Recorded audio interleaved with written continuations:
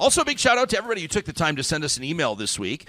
A couple of you had things you got to get off your chest. I've already teed up Kevin's a little bit earlier. We poked a little bit of fun at it. Kevin, no offense. It was just an opportunistic moment, but I promised I'd get into your full email as we roll out in partnership with Local Environmental Services, a little something we call Trash Talk. Oh, yeah.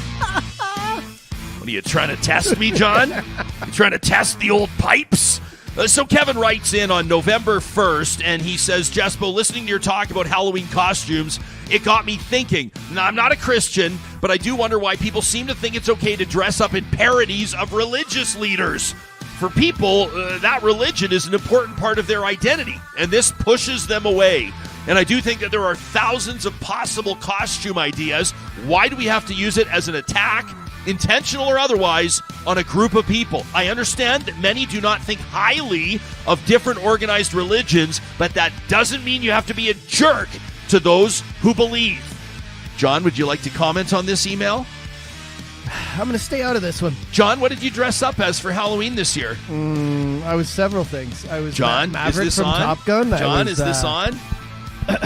Father Hicks calling. I was a priest, yeah. And this one from Rob, who says, I'm checking it from Rainier, about 20 minutes south of Brooks. Shout out to Rainier, Alberta. He says, the Brooks Chamber of Commerce just hosted a forum for the candidates in Brooks Medicine Hat this by-election, and I was able to watch a live stream, and I just thought I would share some thoughts. Rob, it's music to our ears. He says, I think that Danielle Smith represents everything wrong with politics today, and I do think we're worse off as a province for having her as a big part of it, let alone as premier. Jespo, I don't like her even a little bit. However, after watching that forum, she came across, hate to say it, as the only legitimate candidate that could actually bring something to the table. She spent every minute of her time talking about real policy, tangible plans on how to enact those policies. Now, whether or not I agreed or thought it was even realistic is a different story. The point is, if I knew nothing about any of these candidates and I was making my decision based on the forum, there would be no decision to make. Danielle Smith, obviously the only candidate that had any semblance of a platform or a plan.